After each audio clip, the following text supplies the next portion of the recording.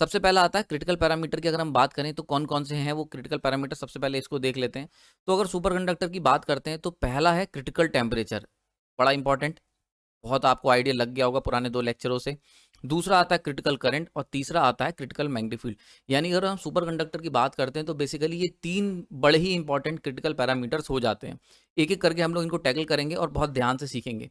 सबसे पहले critical temperature, जो कि सबसे बेसिक चीज़ है कि आप जो भी सुपर कंडक्टर ले रहे हो वो नॉर्मल फेज से, यानी कि जो उसका ट्रांजिशन पॉइंट है नॉर्मल से सुपर कंडक्टिंग फेज, ये एक क्रिटिकल टेम्परेचर के ऊपर डिपेंड करेगा। यानी कि अगर हम क्रिटिकल टेम्परेचर से बिलो ठंडा कर देते हैं तो हमारा जो नॉर्मल फेज वाला जो सुपर कंडक्टर का जो एलिमेंट है वो क्या होगा, सुपर कंडक्टर बन जाएगा।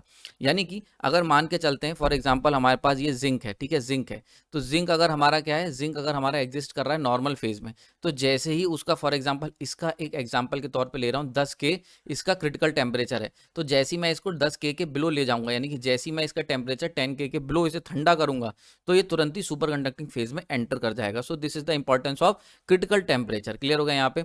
तो यहाँ पे देख सकते हैं ऐसा क्या होता है, तो यहाँ पे एकदम क्लियर बताया हुआ है कि अगर कोई सुपर कंडक्टर है और उसे हम क्रिटिकल टेम्परेचर सी, यहाँ पे क्रिटिकल टेम्परेचर को पॉइंट आउट किया गया है। क्लियर हो रहा है, दिख पा रहा है?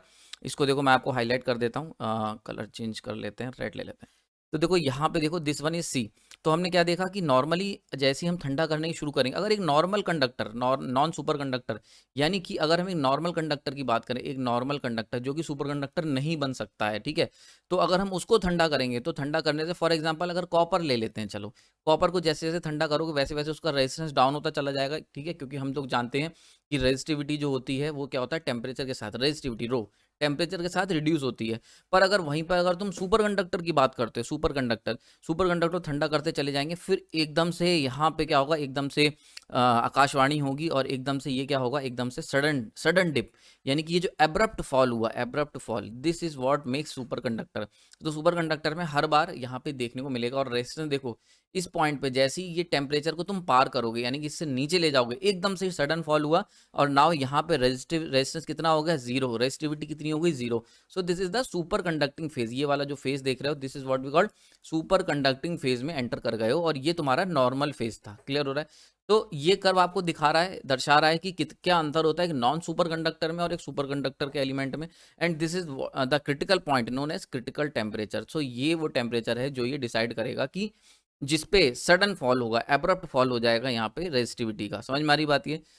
तो क्रिटिकल टेम्परेचर का बहुत ज़्यादा इंपॉर्टेंस है। इवन आप कोई भी सुपर कंडक्टर ले रहे हो, जो सबसे ज़्यादा इंपॉर्टेंट क्रिटिकल पैरामीटर है जिसका आपको ध्यान रखना है वो है आपका क्रिटिकल टेम्परेचर। यहाँ पे मैं आपको जानकारी की लिस्ट शो कर देता हूँ, जिसमें आपको देख के पता चल जाएगा कि ठीक है, हमारे पास जो मेन सुपर कंडक्टर के मटेरियल हैं उनका नाम लेफ्ट में दे रखा है, बीच में एलिमेंट या एलॉय है ये भी बता रखा है, और लास्ट में बता रखा है क्रिटिकल टेम्परेचर। ठीक है, तो फॉर एग्जांपल अगर मैं यहाँ पे मोटे मोटे तौर पे जिंक को पकड़ लेता हूँ, तो जिंक को देखो कितना दे रखा है एलिमेंट, 0.91 है इसका। ठीक है, तो यानी कि अगर हम जिंक ले रहे हैं, जिंक, तो अगर हम जिंक का टेम्परेचर हम लोग डील कर रहे हैं केल्विन में है, ये ध्यान रखना, ये सारे के सारे केल्विन में, तो मान लेते हैं 4 केल्विन पे डील कर रहे हैं, तो ये नॉर्मल फेज में एंटर करेगा। तो हम लोग कुछ यहाँ पे एग्जिस्ट कर रहे होंगे, दिस वन इज और जिंक पॉइंट। जिंक की रेजिस्टिविटी डाउन होती जा रही होगी टेम्परेचर कम करने पे, पर जीरो नहीं होगी, तो यहाँ तक होंगे।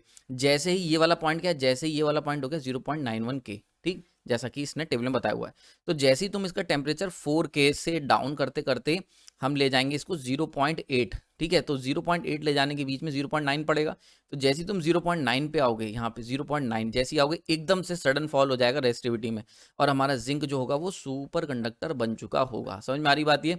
अब तुम 0.8 ले जाओ, 0.7 ले जाओ, कुछ भी ले जाओ, रेजिस्टेंस में फर्दर कोई चेंज नहीं आएगा, बिकॉज रेजिस्टेंस बिकम्स जीरो, क्योंकि रेजिस्टिविटी आपकी जीरो हो गई। सो this is the importance of critical temperature. Clear हो गया होगा? एग्जाम्पल समझ में आ गया होगा? आगे चलते हैं ना। अगर हम बात कर लेते हैं